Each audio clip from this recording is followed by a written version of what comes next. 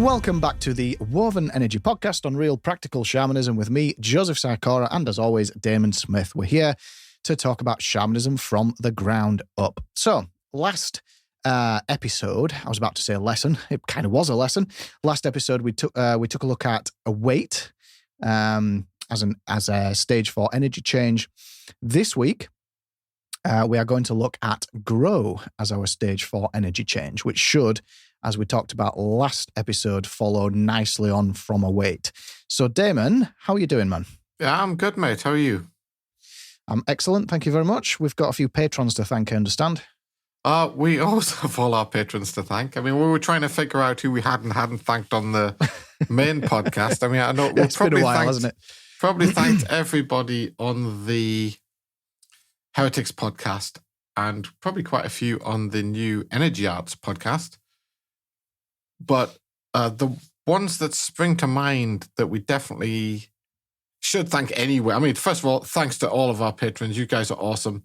There are now 51 of you, which is just stupendously good.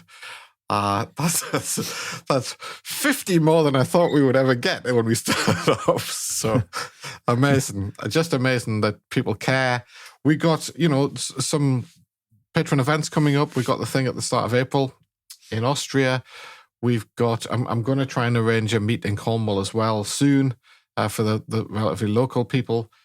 And there's also, we're working hard on the login for wovenenergy.com. The wovenenergy.com new technology site is up. It's super fast. It doesn't do a lot, but is it ever fast compared to the old one? And it will remain fast when more functionality starts being revealed as time goes by. So in terms of a specific patron to thank, we really need to thank our very first ever patron who's been with us throughout. You could say holding our hand, motivating us. That's Tom. Thanks ever so much, Tom. You're a superstar, Thanks, sir. Tom. He has basically renewed at the top level. He's top level patron, founder patron, and has been since the beginning. Give us our initial impetus. And it has to be said, the kick up the pants we needed to turn this into a serious podcast. So thanks, mate. And other patrons that we need to thank, we've got all other patrons, but just trying to look at people who've recently done stuff worthy of thanking. We've got Amy Melson, another great patron. We've got Colin Hughes. We've got Ben Thurnhofer, who helped us out with our Christmas episode. Thanks ever so much, Ben. And just, Mayor Bartley, Daniel Mann, Sebastian Lutig, going back a little way, but these are just people who've recently either signed up or renewed or done something to help us out. But there's so many of you guys. I feel like reading out the list of all 51 every episode probably would take up half the episode would be thanking patrons, and that's it. But exactly. Yes, we are eternally grateful. You mentioned something earlier about an event in Austria. Is that exclusive to patrons? Technically, wouldn't say if somebody was really enthused and wanted to come. I can give you the dates. It's at the start of April. Yeah. And I'm there for the week from Monday, the 3rd of April through to the following Monday. And it's sort of happening during that week. The exact details I should put on wovenenergy.com. I'll try to do that very soon. But if anybody's interested in actually coming along, it's in Güssing, in the southeast of Austria, near the Hungarian border. Fantastic place to do. I mean, we've done a Woven Energy seminar or two there before, but this is the first gathering of the tribe. This is the first event that is basically the whole purpose of the event is to get patrons together.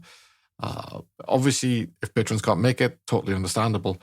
But also, I'm giving a bit more warning than I have to previous events, given that it's a couple of months away. If you're interested and you want to come, there should be some information in the patrons area on Patreon. And also, those on the discussion group just can chat to Tamo about it. That's the Power Patrons and Founder Patrons.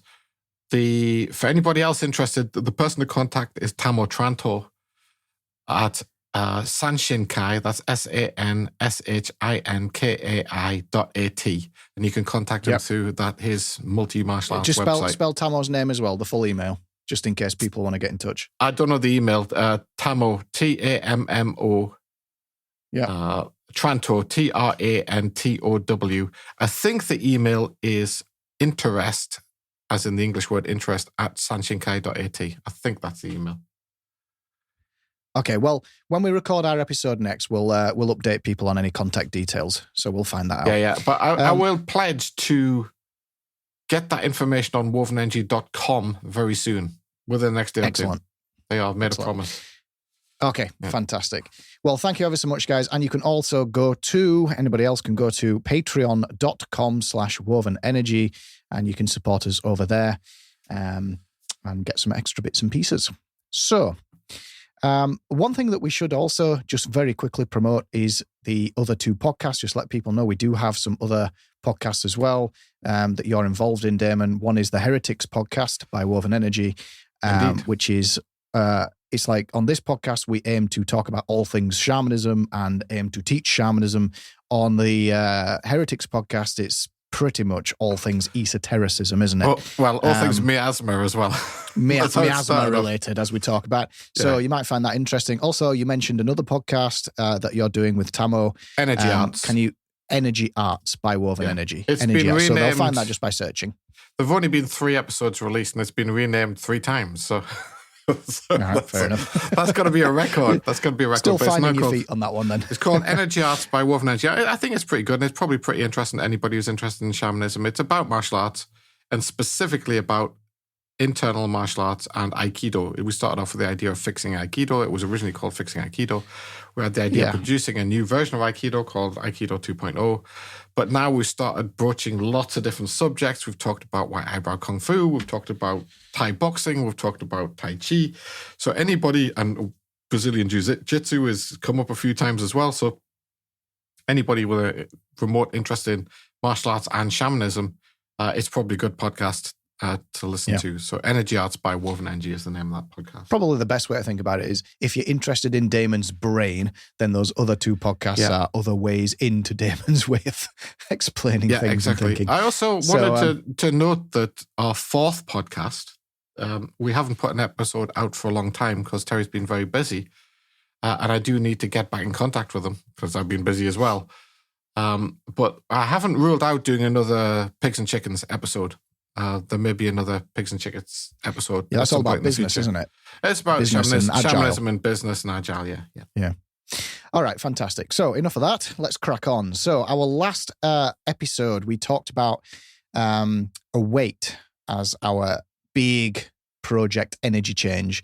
And we promised that we would, in this episode, move on to the related hexagram or the related energy change, Grow. So do you want to introduce Grow? Yeah, sure. So in the traditional Book of Changes, it's not, well, I don't know if it's the traditional one because it's certainly not the original. The one that we all have, it's hexagram number 35, Grow. And it is the 2-in-1, it's the Aha, Yis, Tatsu, Totsu counterpart of Await that we did in the last one. So if you recall, in terms of the trigrams, Await had the needle in the cotton. It had torrent going on in the macrocosm, and it had jag going on in the microcosm.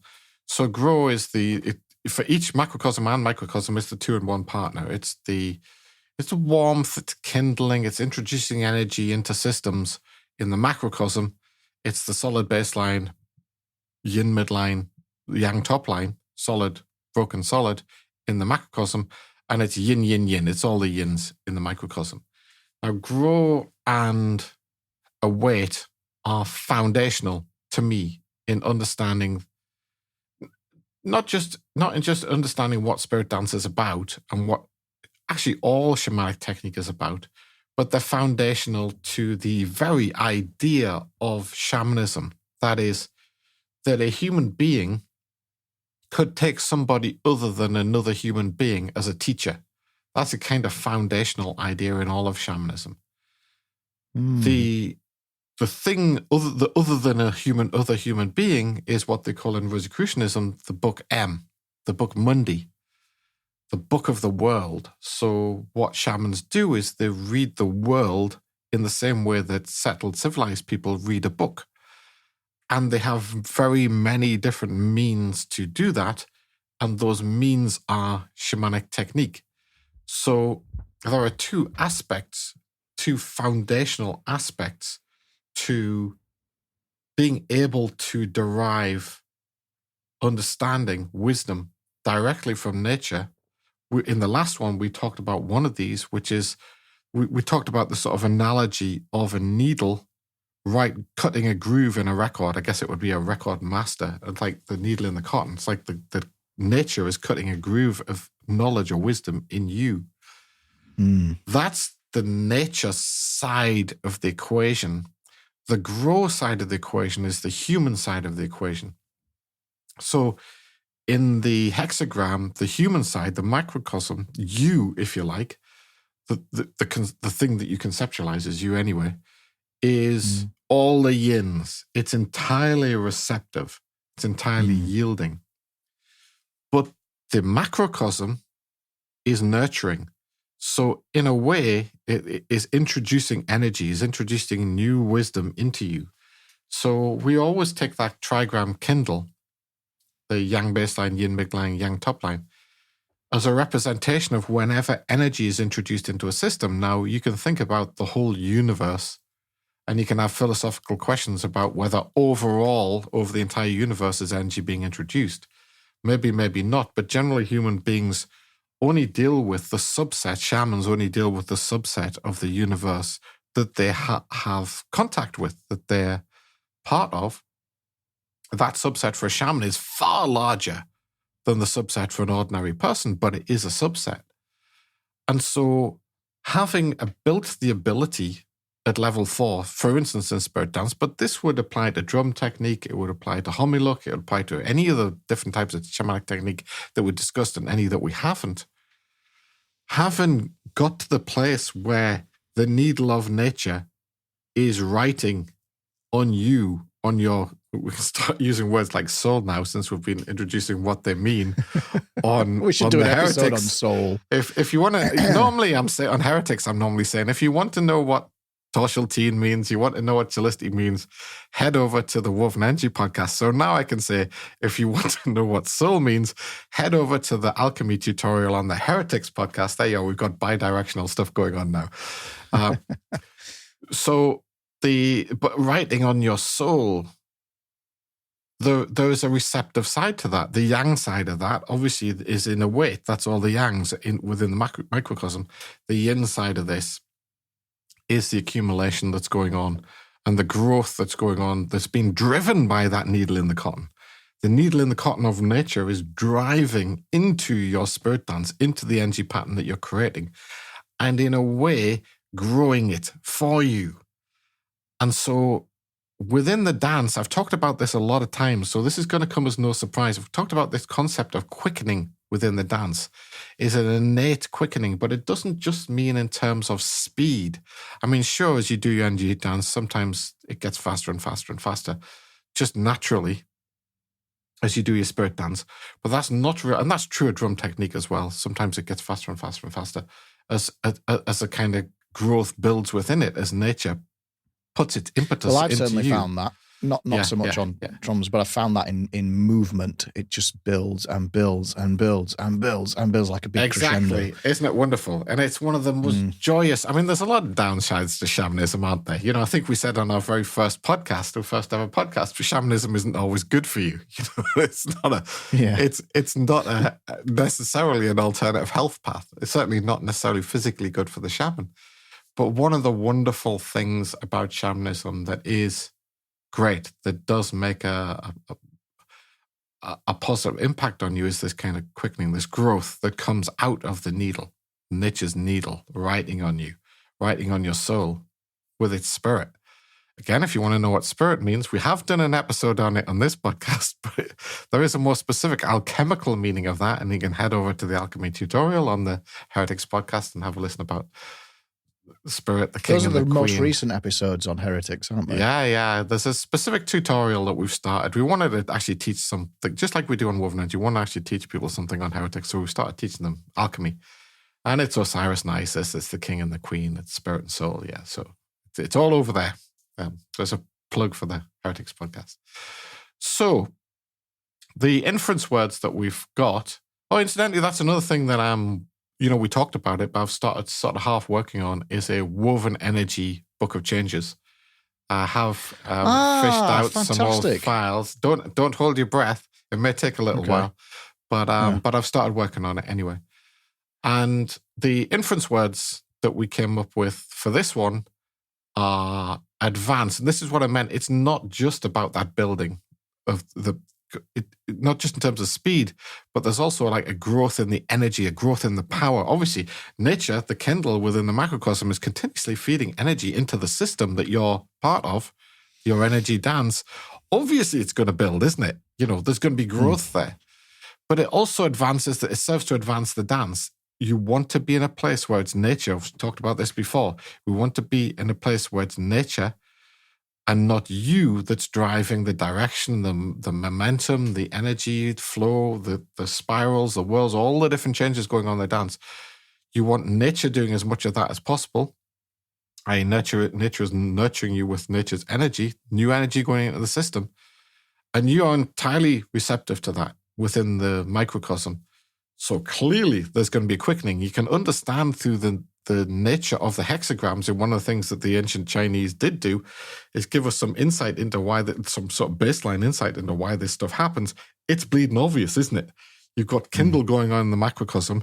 The microcosm's entirely receptive to that. Obviously, there's going to be a growth. There's going to be a kindling. And it's the skill of growth in spirit dance is about nurturing that, is about building this skill to allow nature to quicken you, if you like. I mean, we could have used the term quickening, but there's more to the quickening than just the growth aspect. So that's why we didn't put that in as our sort of armabella word for this. The inference words are advance. So that energy within the environment, it's advancing the dance. It's expanding the dance. It's expanding the richness of the dance. Some energy within the environment adds some richness in that wasn't there just because of what you did as a dancer, what you put into the dance. And then the open attitude to that, you need to be completely open to this stuff. And this is why I say await and grow are so foundational to everything that we do in spirit dance. These are like on all the time changes, if you like. They're constant ongoing change. They're things that you want in your dance at all points in time. That causes you and the dance and the weave to flourish, to grow, to expand, but to flourish also in terms of its richness and its eddies and whirls and idiosyncrasies and smokiness and all of that kind of stuff. Allow it to flourish, like lots of different flowers blooming in the spring. It's that would be growth. That's nature putting energy into the environment, into the context, and the flowers blooming. So when you're doing your dance and you're practicing to grow as the change you want to focus on, you want to think yourself as one of those flowers. And you can't force yourself to come out and bloom. That doesn't happen. You have to allow nature to cause you to bloom. Otherwise, as we've said with a weight, if you don't do that, and it's just you forcing this stuff out, it becomes energy dance, not spirit dance, it's not shamanistic dance, it's just a form of energy dance. And there's nothing wrong with that, but, it's not shamanism, right? And so we've also got the idea of increase. The whole becomes greater than the sum of the parts. You have created the parts through your ability, and through you may know lots. You may be an advanced shamanic practitioner of spirit dance. You may know a shed load of different techniques, but you're not going to really increase without nature teaching you something. So nature again leads to the increase. It's the attitude. And that overall progresses both the dance and your ability and your development and growth as a shaman. So there's multiple levels to this growth. There's the quickening that's going on within the dance. And you can think of the quickening partly as the interplay of grow and await. Those two things put together sort of give rise to the quickening. And they work in a 2-in-1. Neither one of them would give rise to it. It needs both of them. But it also progresses you as a shaman, and progress was another one. The practice of the dance progresses your understanding of nature's wisdom, if you like. It progresses that on the macro scale. It tells you how fundamental these are, doesn't it? Because one thought that I had when you were describing grow was that not only in the context of the dance, but in terms of filling your cup, increasing guchach, your grace with the spirit dance, your overall ability level. Your progress with guchach on every technique. Exactly. Yeah. And as you grow. Yes. And rise, you can think of it. It's also the growth is what propels you up. We've talked a lot about these sort of 7 levels or 3 levels or 5 levels, these stages of becoming a shaman, but they're all based on that foundation of Chalicity. But you sort of rise up through that. We talked about as a pagoda, didn't we, with the different stages, the different steps in the pagoda, starting from Bhaktamshte Sao and then working the way up. And the progress, this is why it's sort of difficult. The progress isn't done under your own efforts. A great deal of that working your way up through those levels is almost like you have a rocket underneath you. Not a rocket, it's a slow rocket, right? Some sort of a slow lift underneath you that's raising you up through the levels. And that lift is the macrocosm of a weight, and it's the macrocosm of grow. It's those two aspects working. And this is why Miki put these 2 trigrams as foundational in her representation of the Kagura Zutome, the principles that were involved in the creation of the universe. She put these 2 as absolutely foundational. They would be torrent and kindle to everything that was going on. That would be Kunitokotachi and Omotari in Japanese speak. So the wonderful world of shamanism is always flitting from one language to another. It is. We got a lot of Latin coming in now. We're doing our alchemy tutorial as well. Right. But the thing that progresses you up from the Bhaktamshte Sao to Amska to Butchik to Guruk to Moduk to Eilal to Nekdel is nature. Yeah, is the growth that's going on within you because of the influence of your teacher, nature, the book M. And this is why we use the word rise as an inference word as well. It doesn't mean you sort of rise up off the ground, although you can. You see some sort of leaving the ground going on in highly quickened spirit dance sometimes. It can be rise in that way, but really the rise is like nature propelling you through the 7 levels, the 7 planets, or whatever you want to call it, the 7 aspects of becoming a shaman. It's propelling you up. Well, sure, it's grow, but it's also a weight working together. And so rise is another, and prosper, and you do prosper. I've met some of the people who I learned shamanism, were my guides for shamanism, weren't actually really wealthy individuals. You could say that, by UK standards, you might call them poor. No disrespect for any of you who are listening. But in a way, they had a treasure. They have a great treasure. And they have prospered through nature. So in one way of looking at it, experienced shaman can be a very poor person. I mean, poor in terms of, financial wealth and other types of wealth, how many goats they have or whatever.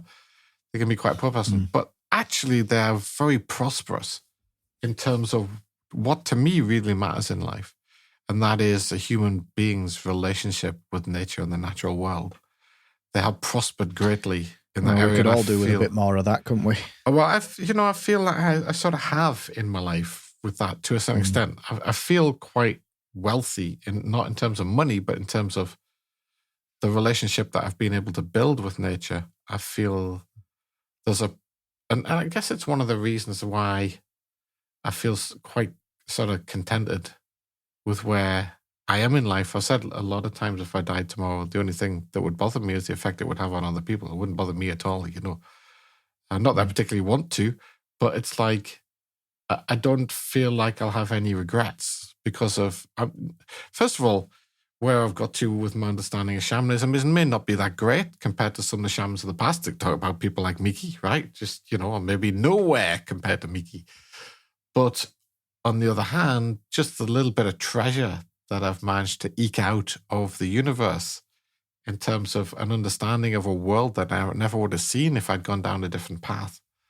I feel very happy about that. Very, very happy about it. That's probably the best way to put it. And I feel like I'm sitting on a pile of not physical treasure, but spiritual treasure, Maybe like the dragon in his cave sitting on the pile of gold coins, Maybe, I don't know. But it's it is certainly something a nice that place feels to like be. You prosper, yeah. And then there's also obviously impregnate. That's part of nature so the influence that nature puts into you in your spirit dance isn't just necessarily for that point in time. And you may not even notice that it's happened. But a seed has been sown. Miki talked about Tane and Tane Nawashiro. Tane is a seed of nature. It's a seed that nature implants into human beings, into shamans, through their technique. And to be a good shaman, you have to be that all the yin's baseline and grow. You have to do that. You have to yield to the Tane, and you have to become Tane Nawashiro, the seed plot. And she used this as an analogy for the seed and the seed plot as the nature of the planter is nature, and the seed plot is the receiver of the impregnation, if you like, of nature. And you can see that it's using a sort of, I know you call it semi-sexual analogy for the way in which nature operates with human beings. And you also see this in the Western tradition. You see this big time in Hermeticism, for instance. If you want to know about Hermeticism, head over to the Heretics podcast. Isn't it great having these parallel podcasts where we could just refer people off to the other one without delving into It just shows how details. utterly huge the topic is, doesn't it? Yeah. But as I said, these things are foundational. Grow is absolutely foundational. There's no downside to grow. And, I may be down on Confucianism at times. And I'll give you a great example. If I was writing a foundational book on the changes, I'm not going to list something as foundational as Go as number 35, right? I'm just not going to do that. So here we're doing it as number 4, right? That just makes no sense to me. I know they've got a nice pattern that runs through it and they're tipping hexagrams upside down. No, 35. Confucians, please listen to me. It is not number 35, not in a million years. Yeah. Number 4 is pushing it out a bit. Right. Anyway, okay. And Miki knew this. I'll save Confucianism bashing for heretics. So you mentioned Miki a lot. Yeah. It's for our audience, if they are interested in exploring some of Miki's works. Oh my goodness! Is there anything that they could read or look into that could potentially bring them into that kind of world? There are lots of downsides to trying to go into Miki's world. Miki was a very, very, almost I would say, ridiculously advanced shaman. What people in the past have called a great shaman. There are a lot of translations of her work. She used automatic writing as a shamanic technique, so obviously there's a lot of her work around. It's not just that the translators the English translators don't understand it or can't turn it into English. It's that native Japanese people have a problem understanding it in the original Japanese. You really need to have a very, very solid foundation. It's not really written for beginners. That's probably the best way to put it. And some of the translations are appallingly bad, just outrageously bad. Even worse than, one of the people we're going to be talking about a lot on the Energy Arts podcast is Miyamoto Musashi, he wrote a few works actually. We'll talk about all his works, but his famous one is Gori no Sho, the Book of Five Rings. And you're hard pressed to get a decent translation of that because the people doing, you tend to either be an expert swordsman or you're a translator. You tend not to be both. And you can imagine you tend to either to be a great shaman or a translator, but not both. Do you follow what I mean? But what we do have is a very special translation that was done by myself and by my teacher. And that is a unique translation of Mickey's writings that we've started to put into Patreon for the Power Patrons. And there's Power Patrons, and I think it's available to the next level down from the Power Patrons as well. I need to double check that. But anyway, if you're one of our higher level patrons, then you have access to some of that translation. So basically what I do is I do an audio recording of the translation, a chunk of the translation, and then I do a recording that tries to explain what it means. And then I do another chunk. Is this something recent that you're doing? Is this a recent thing you're doing? It's inside Patreon. Right, okay. It's inside Patreon. I need to check that out myself. I had no idea. It seems to have been quite popular with the patrons. It seems to have been quite popular. So I do apologize for the slow rate I'm getting them out, but I'm working on a lot of different things woven energy related. It's interesting because you talking about Miki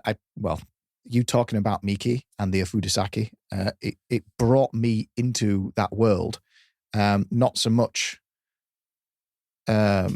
the quote-unquote religion surrounding it, but just you talking through it and making sense of it. That's what allowed me to kind of grapple with it, and that was my first foot in the door. So, I think that's really worthwhile. So keep it up. Is, but I often spend a lot of my time encouraging people not to read translations of Mickey's stuff because, like I say, the publicly available translations they're not just bad, they are atrocious. Almost universally, atrociously bad. It's the same for any kind of a book, like the Mass Navi as well. You're into the same problem. Yeah. So anyway, that's there inside Patreon. But I'm not going to encourage anybody to run out and buy a modern translation of a Fudosaki or get hold of one. I did a thing called one of the books that I did. I've done a few books in my life. One of the books that I did ages ago was to try and get around this problem. I did a thing called Concordance to a Fudosaki, which is a big, thick yellow book. You can't miss it. The cover was designed in literally 30 seconds, and you can tell by looking at it.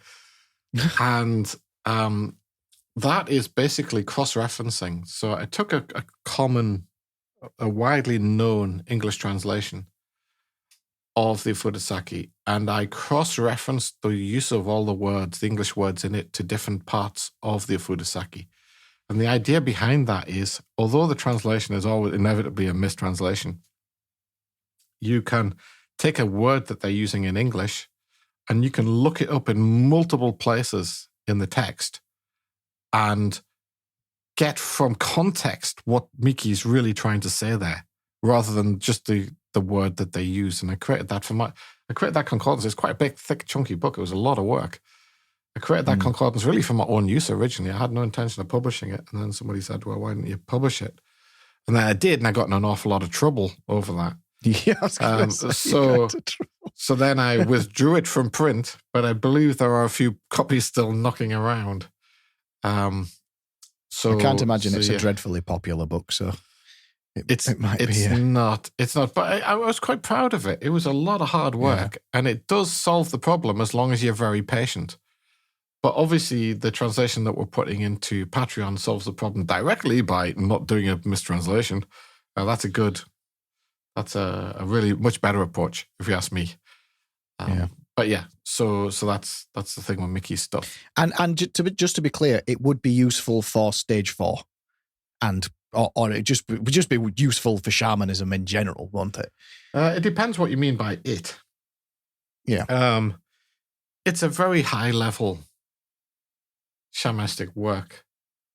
I view it as useful for like stage 6, maybe. That sort of thing. Okay. Yeah. The thing is, if you don't have that sort of level of understanding, you're not going to get a lot out of that book. You'll be far better studying the Book of Changes to begin with. Once you get, if you want to study any kind of book, I mean, all this stuff, book stuff, it's all baseline stuff anyway, isn't it? But the Book of Changes is more raw than that. That is, first of all, who it was written for. It was not written for like just anybody. It's definitely not an ABC manual of shamanism, the Fudosaki we're talking about here. It was written for very specific people in Miki's close circle of fairly advanced students, if you want to call them students, who were getting a lot of esoteric training alongside what was written in that text. And as I said, it's just a very, very high level work, and it's no disrespect to the translators. I'm sure they're great English translators, but inevitably they don't understand it. It's inevitable, yeah. And how can you translate something that you just don't get? Yeah. So I would recommend not reading a Fudosaki until you are, say, strong on level 4 or 5. Yeah, maybe 6. Okay. But have a go at the translation. If you want to read the translation we're doing inside, that would be easier, because myself and my teacher, Kata Sensei, we've made it easier. We put that translation so it would be easier for people who are interested in shamanism to understand. Doesn't mean it's easy, but we've made it easier. Yeah, that's the idea. Yeah. Well, I do apologize. I've steered us into it's fine, mate. A different direction here. So let's bring it back then. So we've talked about the inference words for grow. Yeah. Is there anything else you want to add there? So just in general, as I've said, this is absolutely fundamental. It's about, along with a weight, it's about your attitude towards nature as a practitioner of, in our case, we talk about spirit dance, right? So as a practitioner of spirit dance, you want to have an attitude towards nature where you are awaiting at all times, constantly in that state of Bhaktam state sab. You're hanging in the moment, awaiting nature writing upon you with nature's needle and the cotton. The other side of the coin, it's the same coin, is that nature will be, if you achieve that, nature will be causing growth, the growth change within you. And really all you have to do is get the flavor of the growth change and allow it to happen. So when you get you said you've done enough spirit dance to get the idea of the quickening effect. It can come quite quick, can't it? Even in level 3 practice, you can feel it just with momentum, right?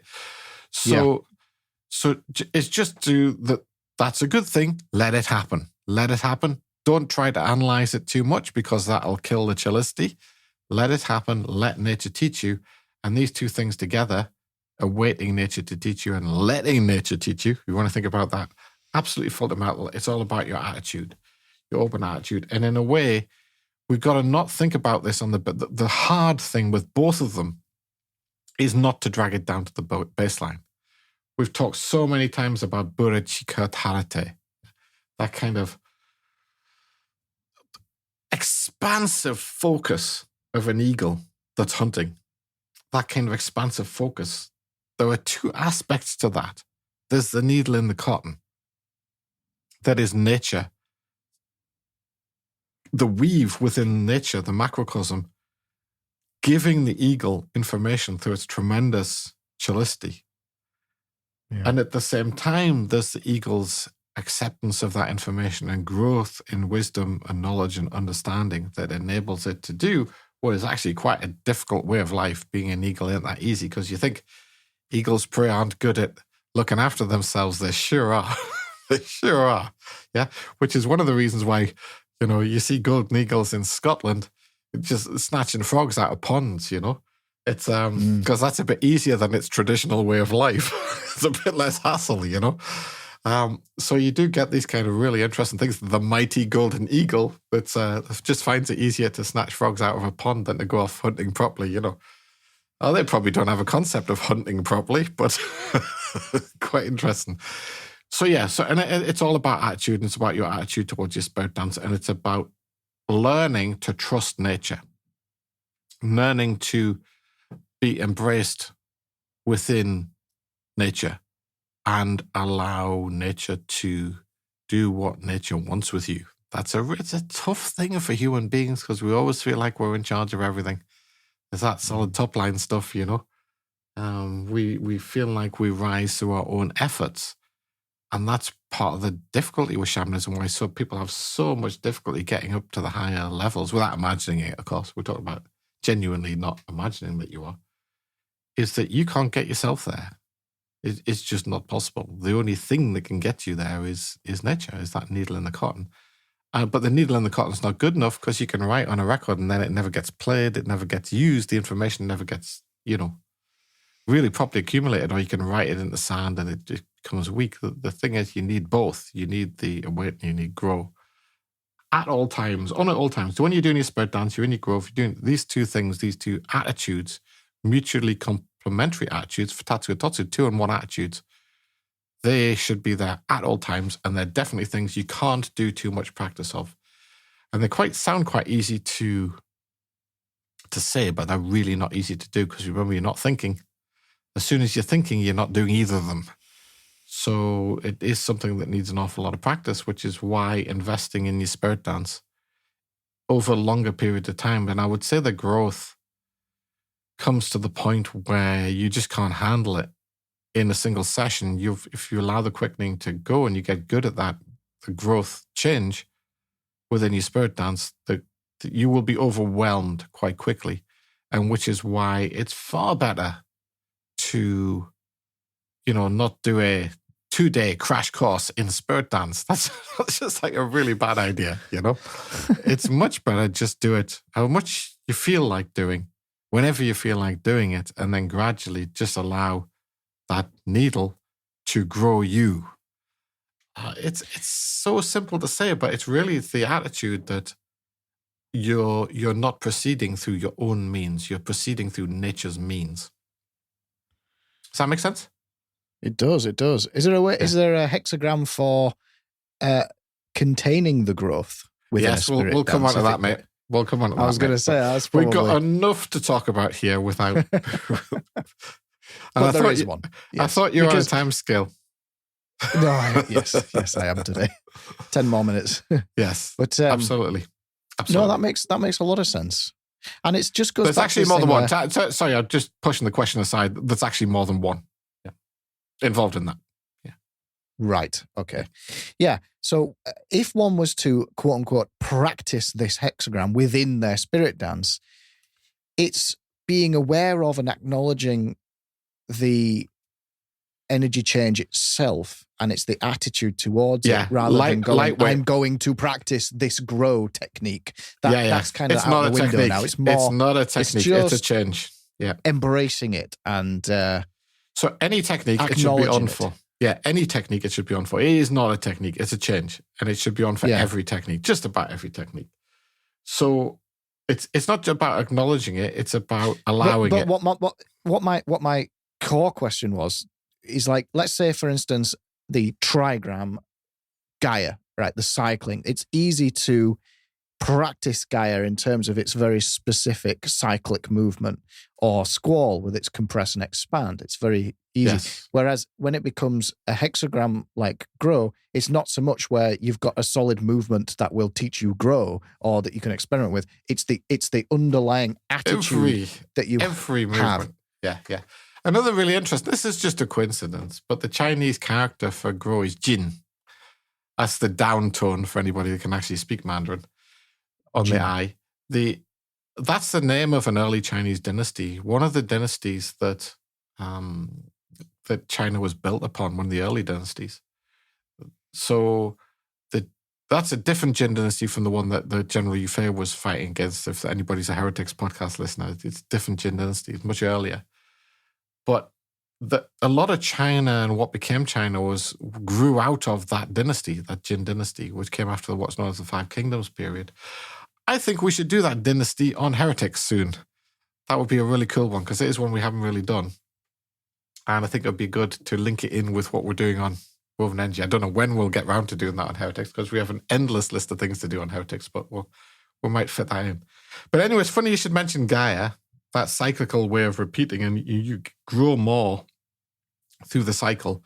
That's like biting away at, that's like nipping away at the huge undertaking that is, moving up through the levels of shamanism. That is just an enormous undertaking. And in some way, sometimes I think it's like using a little thimble to bail out the sea. You're trying to empty the sea out with a thimble, and it's just not going to happen, right? It seems like that, but it's like they're taking little bites, little steps, danto. And incidentally, that is the first change that's likely to fall out of grow. That's gnaw, GNAW, we call it in Ambella. It's to introduce Gaia within that yield that's within the microcosm, is to introduce that cyclical idea so that you're not dealing with it all at once. And just you start overcoming it, like removing one obstacle at a time, moving forwards through your shamanic practice. That is the most likely change to fall out of grow, which is no. So what you said makes perfect sense. You introduce a bit of Gaia and that helps you move forwards. And that means don't try and do it all in one go, in one fell swoop. I tell you now, there is nothing in shamanism that's like the equivalent of the Buddha sitting under the Bodhi tree and having a sudden enlightenment. There is nothing sudden in this stuff. It just does little bites, little dantos, little bunny steps, as Miki called it.